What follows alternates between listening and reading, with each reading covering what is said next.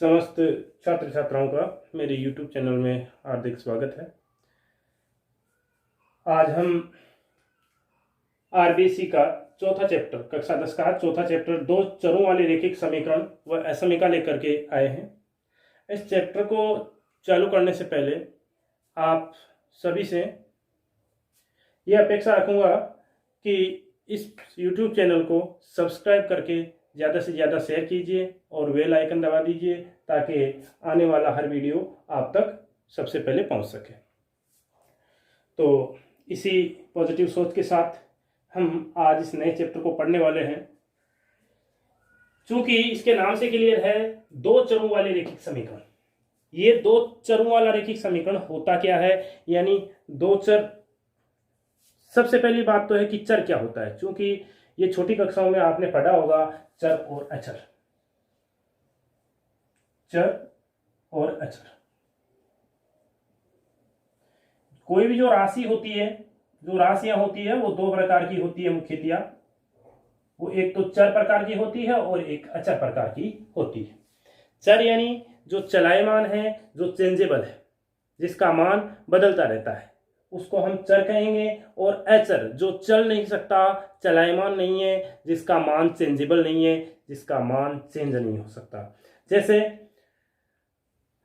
आपके अपने घर से स्कूल के लिए जाते हो, तो घर से स्कूल के लिए जाने के लिए एक ही रास्ता है, और उस रास्ते से यदि आप जाते हो तो आपके स्कूल से घर की दूरी 2 किलोमीटर पड़ती है, सपोज कीजिए। उसी रास्ते से जब वापस आओगे आप, तो वो दूरी 2 किलोमीटर ही रहेगी, उसमें कोई कमी या बढ़ोतरी नहीं होगी। इसी प्रकार कोई भी देख लीजिए आप, कोई भी चीज, जैसे आपकी हाइट है, आपकी ऊंचाई है, तो आपकी ऊंचाई एक फिक्स ऊंचाई है, एक निश्चित एज के बाद में फिक्स हो जाती है कि ये इतने फीट का है, इतने सेंटीमीटर का है, तो वो उतना ही होता है। तो फिक्स राशियां ये होती है जो चल नहीं सकती, जो फिक्स होती है। और चर क्या होती है? चर यानी चलायमान, जो चल सकती है। सपोज कीजिए ये पेन मैंने आज 5 रुपए का खरीदा। कितने रुपए का खरीदा? 5 रुपए का खरीदा। अभी मैं 1 घंटे बाद में दुकानदार के पास जाऊं और दुकानदार चेंज हो जाए और वो मेरे से 6 रुपए ले ले, तो आप यहाँ क्या देख रहे हो कि यहाँ जो इस पेन का मूल्य है वो चेंजेबल है, बदल रहा है। तो ये आपका चर होगा। चरों को सामान्यतः अंग्रेजी वर्णमाला के अक्षरों से, स्मॉल लेटर से शो किया जाता है। मुख्यतया इनको जो शो किया जाता है वो X, Y, Z, T, U, V इत्यादि से किया जाता है। वैसे तो किसी भी सिंबल से, किसी भी लेटर से शो किया जा सकता है, लेकिन मुख्यतया X, Y, Z, T, U, V से लिखा जाता है। जिस किसी भी प्रश्न में चर और अचर के बारे में दिया जाता है, वहां उस प्रश्न में ये कंडीशन दी हुई होती है कि अचर ये है। जैसे आपने पिछला बहुपद देखा था। बहुपद में आपने देखे थे A0, A1, A2, ये जो थे वो अचर थे वो, ठीक है। और जो जिनमें समीकरण था x में, y में, t में, वो आपके चर थे। तो चर और अचर आप समझ गए होंगे। अब हम यहां इस टॉपिक पर बात कर रहे हैं, अपने इस चौथे चैप्टर पर चल रहे हैं, दो चरों वाले रैखिक समीकरण। दो चरों वाले रैखिक समीकरण होते क्या है? यहां ये तो क्लियर हो गया कि चर क्या होता है। अब यहां इस चीज को देखिए, दो चर, यानी यहां पर एक चर नहीं, दो चर होंगे। सपोज कीजिए एक x है और दूसरा y है, तो इनका रैखिक समीकरण क्या होगा? यानी आपको एक x और y में इस प्रकार का रिलेशन दिया हुआ होगा, x और y में इस प्रकार का रिलेशन दिया हुआ होगा कि उसका ग्राफ बनाने पर एक सरल रेखा प्राप्त हो, उसका ग्राफ बनाने पर एक सरल रेखा प्राप्त हो, तो ऐसा समीकरण आपका रैखिक समीकरण कहलाता है। जिस समीकरण का ग्राफ बनाने पे एक सीधी रेखा आपको प्राप्त होती है, तो वो रैखिक समीकरण कहलाता है। और यहां पर दो चर है x और y, और इनमें जब आप एक ग्राफ बनाओगे तो एक सीधी रेखा प्राप्त होगी, तो इसको हम रैखिक समीकरण कहते हैं। दूसरी बात और ध्यान दीजिए, रैखिक समीकरण का अर्थ क्या होता है? जिस समीकरण में, समीकरण तो आप जानते हो, जिस समीकरण में x और y की घात 1 होती है, x और y की घात 1 होती है, उनको हम रैखिक समीकरण कहते हैं। अब हर चीज का जो जनरल चीज होती है उसका व्यापक रूप होता है। तो रेखिक समीकरण का व्यापक रूप हम देखें तो ये क्या होगा। देखिए कोई भी रेखिक जो समीकरण होती है उसका व्यापक रूप ये होता है ax plus b y plus c equal 0। ये आपका रेखिक समीकरण कहलाता है। दो चर आ गए x और y, दोनों की घात एक एक है और ए बी सी यहाँ अचर है, तो ये आपका रेखिक समीकरण होगा। कौन सा होगा? दो चरों वाला रेखिक समीकरण होगा। क्लियर है? तो हमने पिछली जो कक्षा थी, कक्षा 9 थी, वहां पर हमने रेखिक समीकरण वैसे देख लिया था कि रेखिक समीकरण क्या होता है और एक एक जो रेखिक समीकरण दिए हुए थे उनका ग्राफ भी वहां हमने बनाया था। आज हम आगे के टॉपिक पर चर्चा करते हैं, यानी आगे जो है, यानी दो समीकरण आपको यहाँ दी हुई होगी। एक सरल रेखा युग्म दिया हुआ होगा दो चरों में। दो चरों में क्या दिया हुआ होगा? सरल रेखा युग्म, यानी दो समीकरण दी हुई होगी और दोनों को सरल करके आपको ग्राफ बनाना है। तो उस पर चलने से पहले मैं यहाँ चर्चा कर लेता हूं कि मेरे पास देखिए इस प्रकार की कुछ इक्वेशन है। a1x plus b1y plus c1 बराबर 0। एक समीकरण मेरे पास ये है। एक दूसरी समीकरण है a2x plus b2y plus c2 equal 0। ये मेरे पास रेखिक समीकरण भाई रेखिक रूप में है। अब यहाँ a1 b1 c1 a2 b2 c2 है, तो आप ये अचर अपने हिसाब से रखोगे तो आप इनके वैल्यू कुछ भी रखिए, आप उसके अकॉर्डिंग नई समीकरण प्राप्त कर लोगे। यहाँ मेरे पास एक रेखा ये है। मैं रेखा क्यों बोल रहा हूं? क्योंकि इनका जब ग्राफ ये प्रदर्शन करेंगे तो एक सरल रेखा मिलेगी। तो ये कोई दो रेखा है मेरे पास, दो रेखिक समीकरण है। तो ठीक है, तो यहां पर देखिए तीन कंडीशन होती है। पहली कंडीशन है कि a1 बटा a2 बराबर नहीं है b1 बटा b2। आपको इन दोनों का अनुपात बटा इन दोनों का अनुपात बराबर नहीं मिल रहा, तो चूंकि मैंने आपको ये बता रखा है कि ये हमेशा एक सरल रेखा को प्रदर्शित करती है। ये समीकरण किसका है? सरल रेखा का समीकरण है। तो यहां पर दो सरल रेखा है, एक और दो। यदि आपको इस प्रकार का मिलता है, कैसा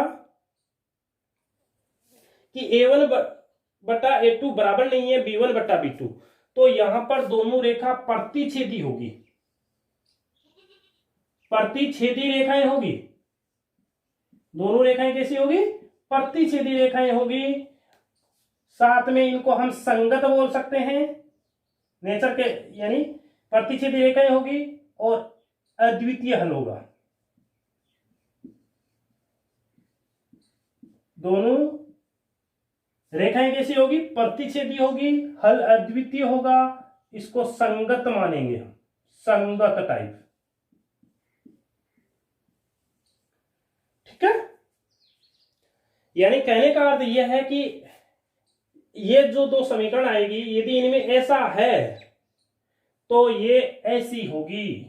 एक रेखा ये हो गई, दूसरी ये हो गई। ये एक दूसरे को प्रतिच्छेद कर रही है, एक दूसरे को काट रही है। किस जगह काट रही है? इस जगह काट रही है।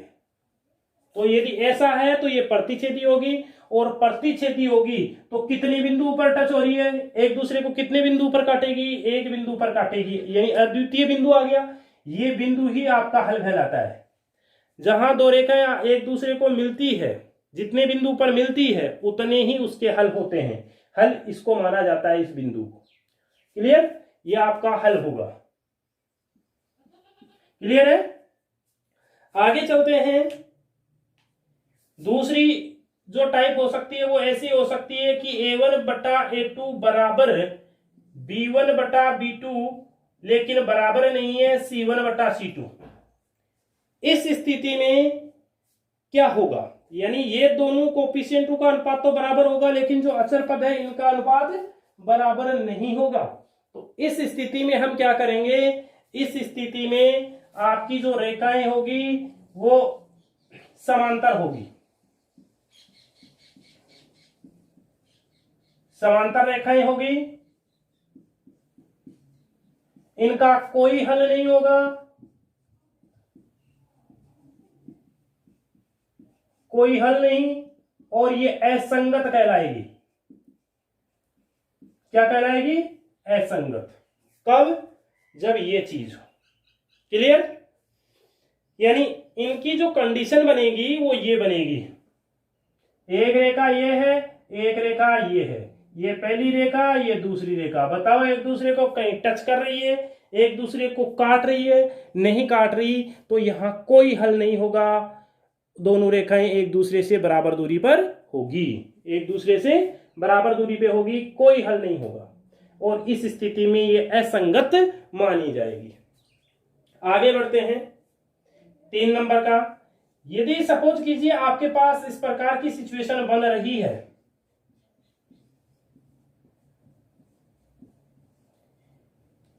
यानी तीनों ही अनुपात बराबर में है, तो आपकी जो रेखाएं होगी वो समपाती होगी। कैसी होगी? समपाती होगी। अनंत हल होंगे,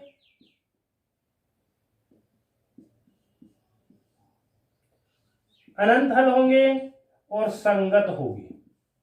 यानी जब कोई हल होता है ना, एक या ज्यादा, या तो अद्वितीय या अनेक हल हो, तो वो संगत टाइप की होती है। तो ये स्थिति है, तो रेखाएं संपाती होगी और अनंत हल होंगे। इसका यदि मैं केस यहां अराइज करूं तो सपोज कीजिए इस प्रकार से है, एक रेखा मेरी ये है, ये मेरी पहली रेखा है, और एक रेखा दूसरी इसी रेखा के ऊपर ही है। सपोज कर लीजिए इतनी लंबी नहीं है, लेकिन ये इसके ऊपर ही है, ये कोई दूसरी रेखा है। तो बताओ संपाती हुई, समान अनुपात में होगी ये, और कितने बिंदु पर टच करेगी? ये अनंत बिंदु पर टच करेगी, क्योंकि एक जो रेखाखंड होता है अनंत बिंदुओं का बिंदुपथ होता है, अनंत बिंदुओं का बिंदुपथ होता है। यहां अनेक बिंदु है, अनंत बिंदु है जो एक दूसरे पर ओवरलैप कर रहे हैं, एक दूसरे के ऊपर है। ठीक है, तो ये 3 स्थितियां हैं जो कि आपको ध्यान रखनी है। पहली स्थिति, यदि इस कोई 2 समीकरण दे रखी है तो आप उनका ये निकाल लो, a1/a2, b1/b2, c1/c2। यदि ये कंडीशन आती है तो प्रतिच्छेदी रेखाएं होगी, अद्वितीय हल होगा, संगत टाइप की होगी। यदि ये है तो समांतर रेखाएं होगी, कोई हल नहीं होगा, असंगत टाइप की होगी। और यदि ये स्थिति आ रही है तो संपाती होगी, अनंत हल होंगे और संगत होगी। इसी के साथ आगे बढ़ते हैं। इसको उतार लीजिएगा, मैं हटा रहा हूं यहां से।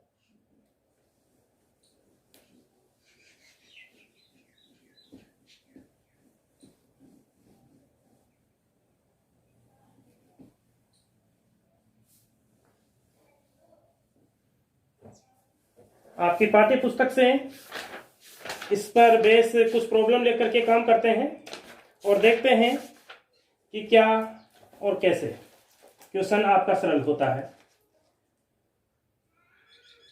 पहला ही क्वेश्चन है, 4.1 का पहला क्वेश्चन है। बोल रहा है कि अनुपात a1/a2, b1/b2 और c1/c2 की तुलना कर ज्ञात कीजिए कि निम्न समीकरणों के युग्म संगत है या असंगत है। यानी कुछ आपको प्रॉब्लम यहां दी गई है, 2x - 3y = 8,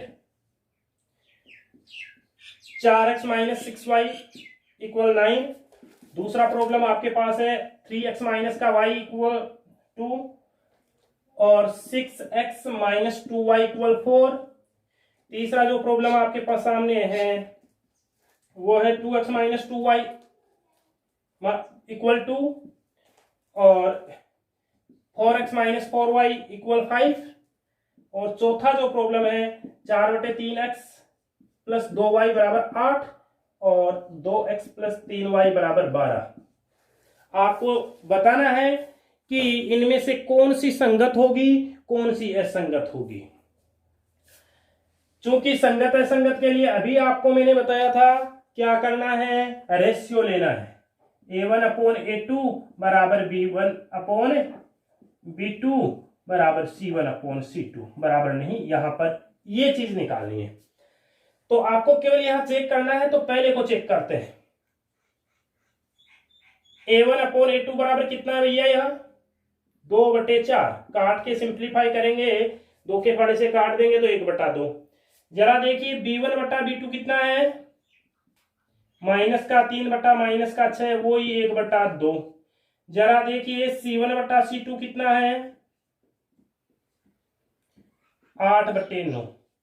आप यहाँ क्या देख पा रहे हो? आप यहाँ देख पा रहे हो कि A1 बटा A2 बराबर है B1 बटा B2 बराबर नहीं है C1 बटा C2। यानी ये 1/2 है, ये 1/2 है, लेकिन C1 अपॉन C2 बराबर नहीं है।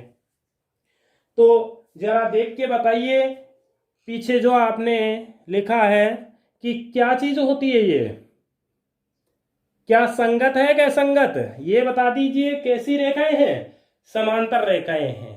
इस स्थिति में कोई हल नहीं होगा और क्या कहेंगे? असंगत कहेंगे। तो ये क्या हो गई आपकी? असंगत हो गई ये। क्या कैसा हो गया ये जोड़ा? दोनों रेखाओं का जोड़ा कैसा है? असंगत। क्लियर हो गया? नहीं हुआ? कुछ भी नहीं करना, A1 अपॉन A2 के मान निकालने।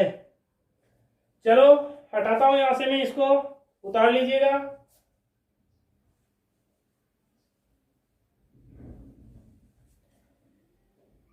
देखिए भैया सेकंड पे चलते हैं। 3/6 यानी 1/2, माइनस का 1 माइनस का 2 यानी 1/2 और 2/4 यानी 1/2। क्या देख पा रहे हो आप? A1 upon A2, B1 upon B2, C1 upon C2 तीनों के मान बराबर है, यानी ये स्थिति। और ये स्थिति आप जानते हो जब तीनों ही बराबर होते हैं तो दोनों रेखाएं समपाती होती है, ठीक है, अनंत हल होते हैं और संगत होती है। तो इसका हल कैसा प्राप्त हुआ? इन दोनों रेखाओं का जो युग्म है इनका हल हुआ संगत। कैसा हुआ? संगत। आगे बढ़ते हैं। क्लियर हो जाना चाहिए, किसी प्रकार का डाउट मत रखिए। हटा दो इसको।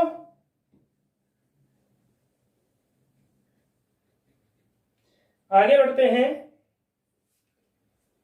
2/4 बराबर 1/2, माइनस का 2/4 माइनस का 4 तो 1/2 कट जाएगा ना। ये C1 अपॉन C2 2/5 वापस क्या आया भैया?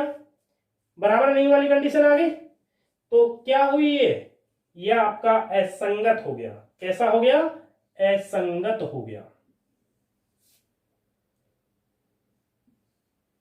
ठीक, चलो चौथे जोड़े पे चलते हैं। चौथा जो दिया हुआ है उसकी बात करते हैं। देखिए भैया 4/3/2, इस 2 से 2 1 कम 2, ये आपका 2, कुल मिला के 2/3 आया। देखिए 4 को मैंने इस 2 से काट दिया, 2 बार काट दिया तो ऊपर अंश में 2 रह गया और ये हर बन गया 3। B1 अपॉन B2 2/3 से हमारा C1 अपॉन C2 8/12 काट देंगे 4 के पाड़े से तो 4 दूनी 8 4 ती 12। क्या तीनों चीज बराबर आ रही है? और जब तीनों चीज बराबर आती तो समपाती होती और अनंत हल होते तो ये संगत होगा। कैसा होगा? ये संगत होगा। क्लियर हो जाना चाहिए। किसी प्रकार की डाउट है तो बता दीजिए, ठीक है। चलो आगे चलते हैं। अब कुछ रैखिक समीकरणों का ग्राफीय विधि से हल करते हैं।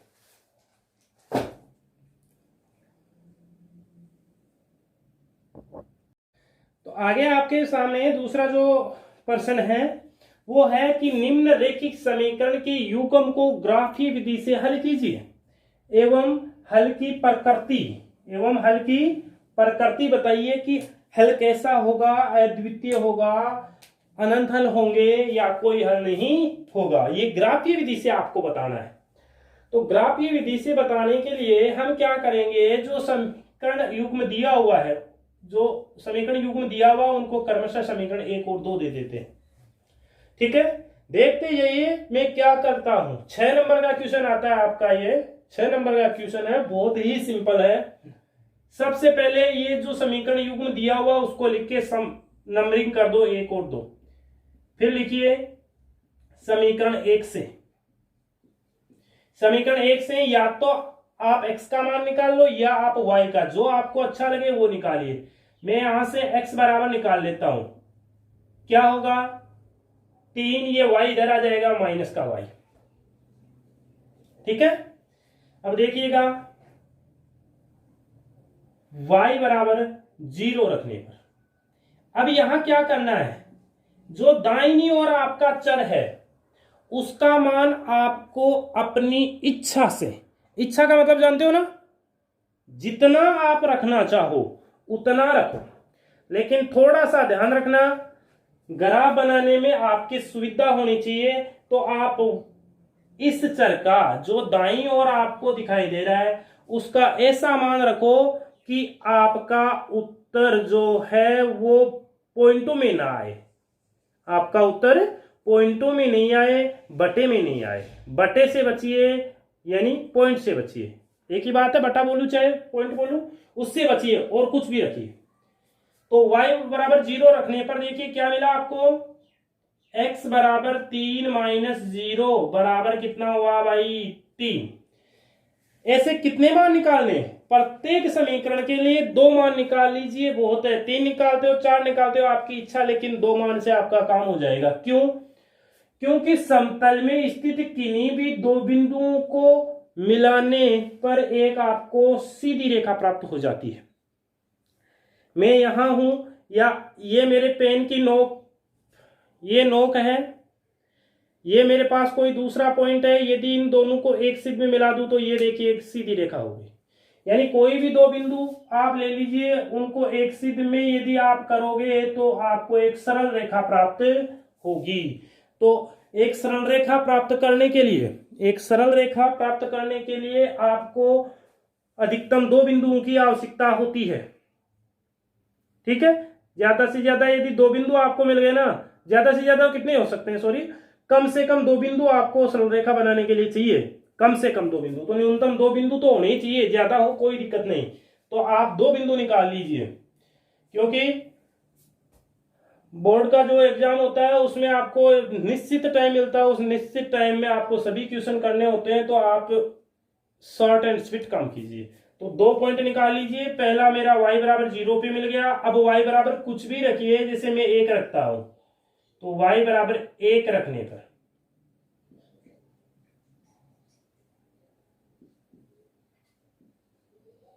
क्या मिला, x बराबर कहां रखने जा रहे हो, इसमें रखने जा रहे हो, ओके। तो 3 माइनस 1 बराबर 2। क्लियर है? कोई डाउट है तो बोल दीजिए। अब जरा देखिए समीकरण 2 से,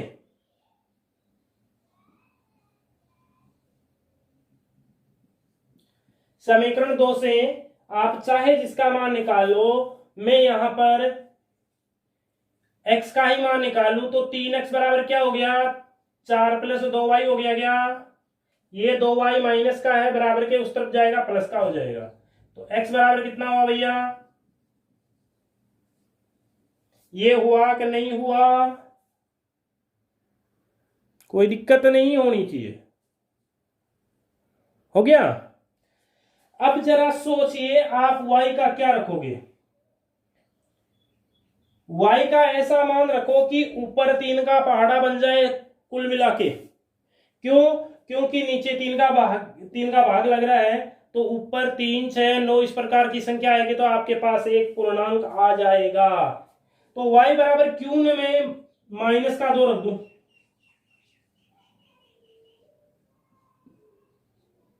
देखिए क्या मिलता है, 4 प्लस 2 गुणा माइनस 2 बटे 3, आपको मिला 4 माइनस 4 बटे 3 बराबर 0 बटे 3 बराबर 0। दिखाई दे रहा है कि नहीं दे रहा, दे रहा है, कोई दिक्कत नहीं है। आगे चलिए, आगे मैं लिखूंगा y बराबर, सोचिए यहां क्या रखूं, एक तो मिल गया, एक और निकालना है। सपोज करो मैं 1 रख देता हूं तो 2 1 कम 2 2 हो जाएगा ये भाई, y की जगह 1 रखूंगा तो 2 गुना 1 2, 2 प्लस 4 6, 6 में 3 का जाएगा। तो y बराबर 1 रखने पर रखोगे तो क्या होगा भैया, 4 प्लस 2 गुणा 1 बटे 3 यानी 4 प्लस 2 बटे 3 यानी 6 बटे 3 यानी 2। क्या मिल गया, 2 मिल गया, चलो मैं यहां लिख देता हूं 2। ठीक है, अब देखो समीकरण 1 से आपको क्या प्राप्त हुआ। आप चाहो तो इस चीज को यहीं पर लिख दीजिए,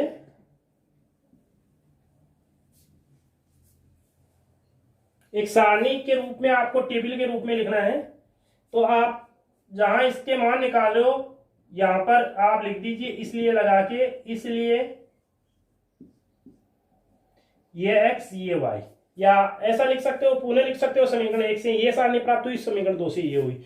तो 1 से क्या प्राप्त होना है, x का क्या रखा आपने, x का नहीं रखा, y का 0 रखा, क्या मिला, x का 3 मिला, फिर आपने y का 1 लिखा तो 2 मिला, और इसीलिए यहां से क्या प्राप्त हो जाएगा आपको, एक्स वाई। एक्स का क्या रखा आपने, एक्स का नहीं वाई का रखा था, कितना रखा था, -2। एक्स का क्या मिला, 0 मिला, फिर आपने वाई का कितना रखा, 1, क्या मिला, 2 मिला। देख पा रहे हो, ये जो टेबल है यहां लिख दीजिएगा इस समीकरण 2 से पहले, और ये यहां लिख दीजिएगा, या फिर दोबारा इसको पूरे को सरल करके यहां लिख दीजिए, समीकरण 1 से ये प्राप्त हुई, समीकरण 2 से ये प्राप्त हुई। अब लिखिए, यह आपका हल हो चुका है। समीकरण 1 व 2 का ग्राफीय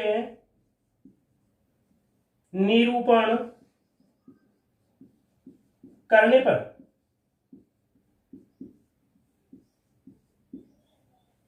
समीकरण 1 और 2 का ग्राफीय निरूपण करने पर, अब भैया ध्यान दीजिए, ग्राफीय निरूपण करते समय सावधानी रखोगे।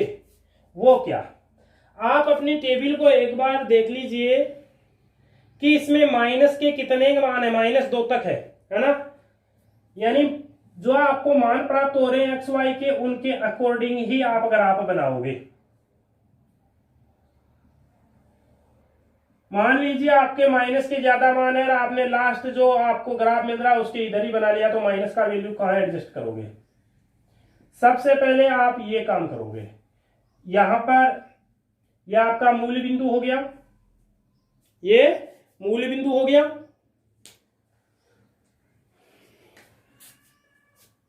ये आपका कौन सी एक्स बोलते हैं, इसको पता होगा, एक्स एक्स, और इसको कौन सी, वाई एक्स। ठीक है, सबसे पहले ये काम कर लो, माना पैमाना दोनों पे समान इकाई लेने जा रहे हो, क्योंकि 1 2 3 ऐसे ही वैल्यू है, तो एक्स अक्ष व वाई एक्स पर 1 बटा खाना बराबर 1 इकाई, 1 बड़ा खाना बराबर 1 इकाई। तो जो ग्राफ आपको मिल रहा है उसके दाएं और ऊपरी किनारे पर ये माना पैमाना लिख दीजिए, क्योंकि 6 नंबर का क्वेश्चन आता है उसमें अंक कटने की, यदि पैमाना नहीं लिखा तो अगला 1 नंबर आपका काट सकता है। ठीक है, तो ये चीज ध्यान रखनी है। अब देखिए भैया क्या करना है आपको, नंबरिंग दे दो, 1 2 3 4 5 6 7, यानी वैसे तो आपको वहां ग्राफ मिलेगा, ग्राफ में आपको फिक्स यानी माप के लिखने की जरूरत नहीं है, यानी जो बड़े जो खाने, खड़े खाने, इस प्रकार से आपको पता है कि 1 बड़ा खाना होता है, इसके बीच में एक और 5वीं लाइन पे, यानी दोनों खानों के बीच में कितनी लाइन होती है, यानी इन दोनों को मिला के 10 लाइन होती है, तो 1 2 2 3 4 5 6 7 8 9 10 ऐसे होती है ना। इसी प्रकार ये इधर भी लाइनें होती है। ग्राफ सबने देखा है, कोई दिक्कत वाली बात नहीं है। तो आप नंबरिंग दे दीजिए बड़े खाने पर 1 2 3, ये लो भाई 1 2 3 4 5, इस प्रकार देते जाइए। माइनस में कर दीजिए -1 -2 -3 -4 -5, माइनस का 1 माइनस का 2 माइनस का 3, इस प्रकार से। कोई दिक्कत नहीं होनी चाहिए। अब देखिए आगे बढ़ते हैं, क्या करना है। बहुत सिंपल सी बात है। सबसे पहले समीकरण 1 को उठा के देखते हैं। समीकरण 1 यानी इस सारणी को, x बराबर कितना भैया, x बराबर आपका 3 है, तो x बराबर 3 ये इस जगह है। y का कितना है 0, तो y 0 x अक्ष पे ही होता है, तो आपको बिंदु ये मिल गया, मार्क कर दीजिए इसको। फिर x का कितना है 2 है और y का कितना है 1, तो x का 2 तो ये रहा और y का 1 ये रहा, तो 2 के ऊपर 1 के सामने ये मार्क कर दो। अब आप क्या करोगे, इन दोनों बिंदुओं को मिलाती हुई आप एक रेखा डाल दीजिए।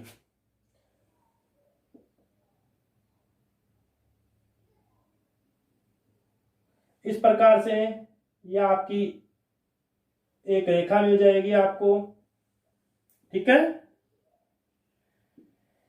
थोड़ा ध्यान रहे कि कौन सी रेखा, इसलिए इसको नंबरिंग कर दीजिए क्योंकि बाद में पहचानने में दिक्कत हो सकती है। तो समीकरण 1 वाली रेखा है, ठीक है। फिर चलो इस सारणी पे चलते हैं। x का कितना प्राप्त हो रहा है, x का 0 प्राप्त हो रहा है, 0 यही है। y का -2 है, तो -2 इस जगह है, तो ये पॉइंट मार्क कर दीजिए। फिर x का 2 प्राप्त हो रहा है, ये रहा साहब x का 2, और y का 1 यानी ये प्राप्त हो गया, ठीक है। इन दोनों को मिला दीजिए।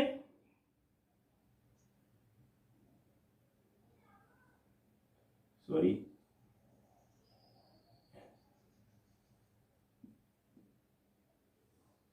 ये मिला दिया।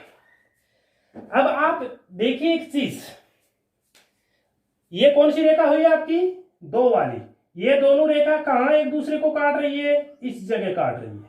क्या निर्देशांक है इसका भैया, इसका निर्देशांक है x का तो 2 है और y का 1 है, ठीक है।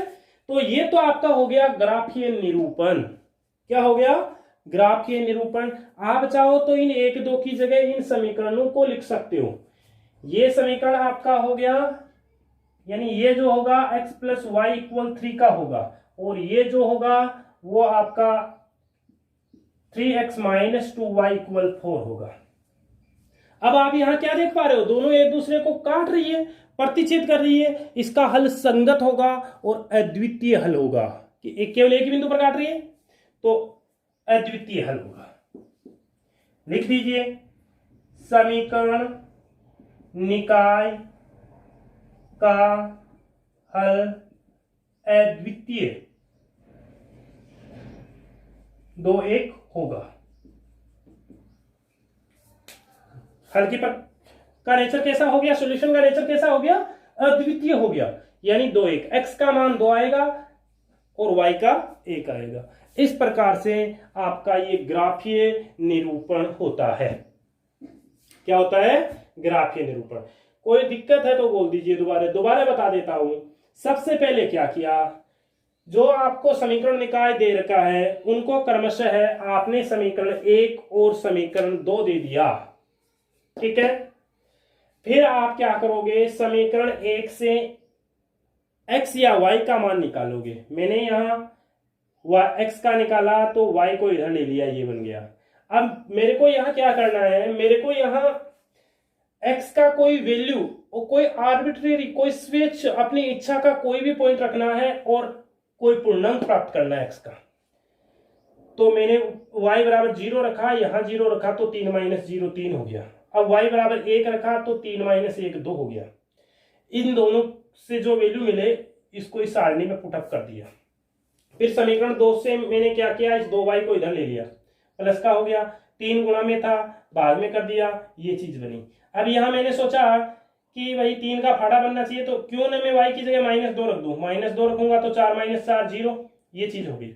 इसी प्रकार फिर y बराबर मैंने 1 रखा तो 4 प्लस 2 गुणा 1 यानी 6 हो गया, ये 6/3 2, ये सारणी बन गई। अब लिखूंगा समीकरण 1 और 2 का ग्राफिक का निरूपण करने पर, तो ग्राफिक निरूपण इस प्रकार से कर दिया। इसमें मेन ध्यान रखना है, ये पैमाना लिखना जरूरी है। तो समझ में आया होगा,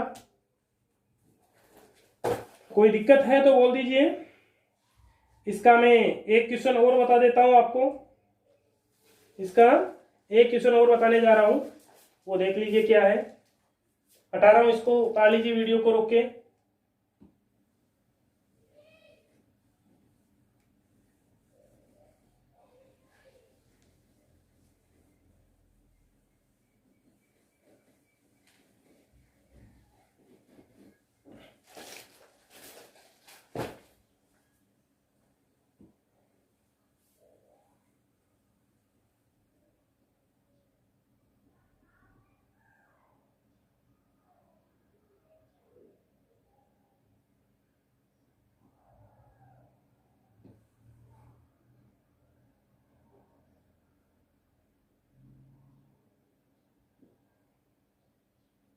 चलो भैया आगे बढ़ते हैं। क्या चीज है,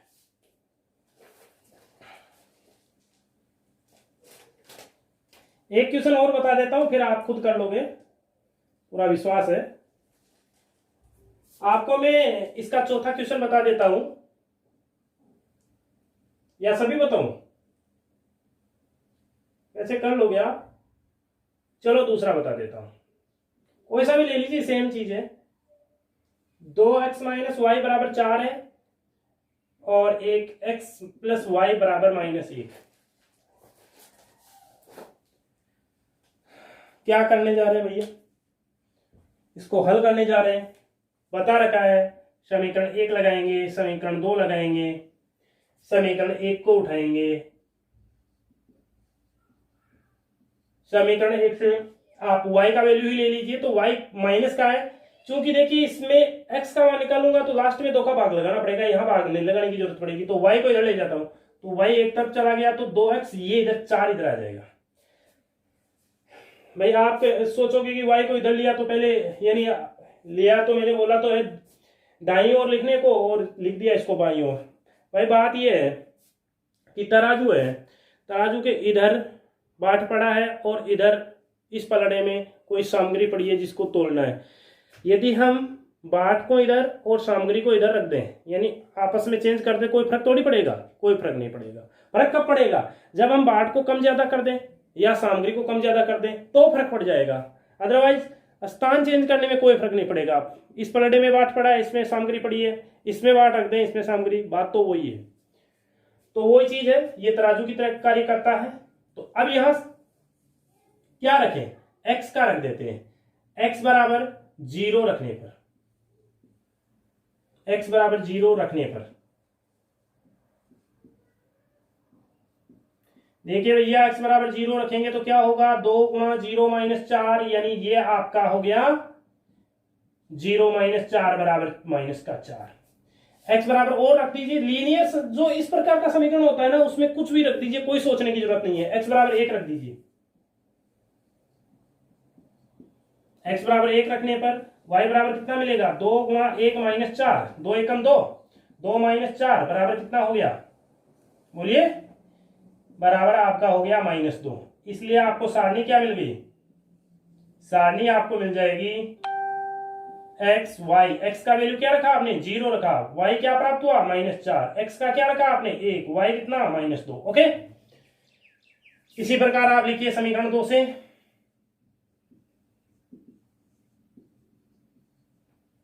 समीकरण 2 ये है, तो यहां से किसी का भी उठा लीजिए।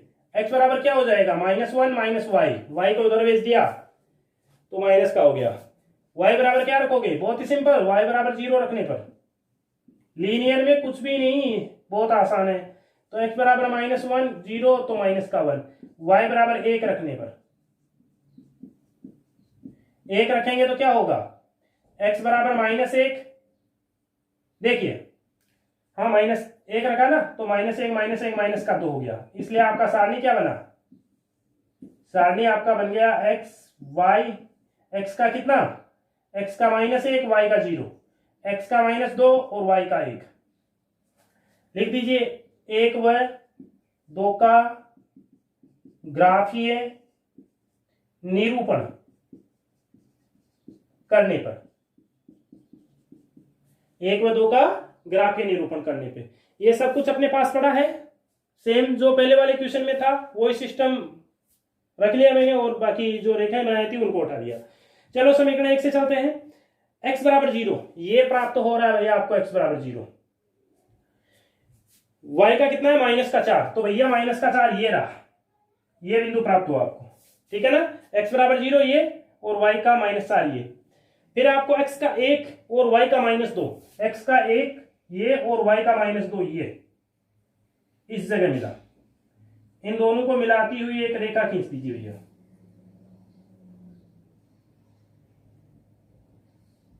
ठीक है, लिखना चाहो तो समीकरण को लिख सकते हो। कौन सी समीकरण से हल प्राप्त हुआ है आपको? आपको प्राप्त हुआ है 2x - y बराबर 4 से। चलो सेकंड, इस सारणी को देखिए, x बराबर -1 ये रहा y, x बराबर -1 0 प्राप्त होता है y का, तो ये इसी जगह रह गया। फिर x बराबर -2 ये रहा और y का 1 प्राप्त होता है, तो 1 के सामने 2 -2 के ऊपर ये प्राप्त हो गया आपको एक तरह से, सॉरी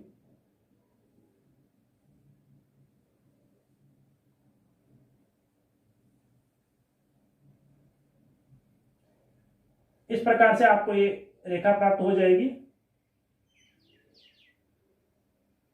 ठीक है, ये कौन सी है? ये आपकी है x + y बराबर -1।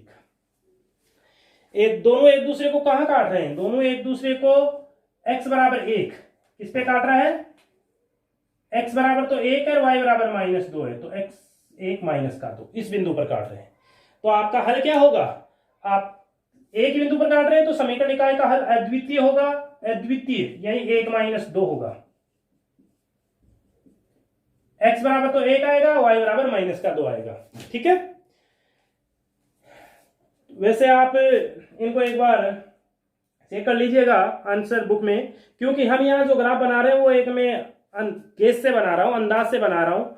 जब आप ग्राफ में बनाओगे तो कोई दिक्कत नहीं है, जहां भी एक दूसरे को काटे वो आपका सॉल्यूशन हो जाएगा। आपको ग्राफ में बनाना है, ठीक है, तो इस प्रकार से आपका ये हल हो जाता है। तो अब आगे जो क्वेश्चन है आपके पास, सबके पास शायद बुक होगी, तो मैं इसको हटा रहा हूं। बुक से आप क्वेश्चन कर लेना, जो क्वेश्चन नहीं आए कमेंट बॉक्स में जाकर के प्रश्न संख्या डाल देना। ठीक है, तो आज के लिए इतना सफिशिएंट है, कल आगे बढ़ेंगे। तो मैं आपको यहाँ क्वेश्चन लिख देता हूं, आपको घर से जो करने हैं। तीसरा जो प्रॉब्लम है वो है x + y बराबर 5, 2x + 2y बराबर 10। चौथा जो प्रॉब्लम है इसका 3x + y बराबर 2 और 2x - 3y बराबर 5। आप चाहो तो जो तीसरा क्वेश्चन है, तीसरे का पहला भी कर सकते हो। 2x - का 5y + 4 बराबर 0, 2x + y - का 8 बराबर 0। दूसरा क्वेश्चन और है इसका 3x + 2y बराबर 12 और 5x - का 2y बराबर में 4। आप चाहो तो इसका चौथा क्वेश्चन भी कर सकते हो, जो कि 4x - का 5y बराबर 20 और 3x + 5y बराबर का 15। ये 4 क्वेश्चन है, आप कर लो तो बहुत अच्छी बात है, वरना कल हम नेक्स्ट वीडियो में इनको और सिंप्लीफाई कर देंगे।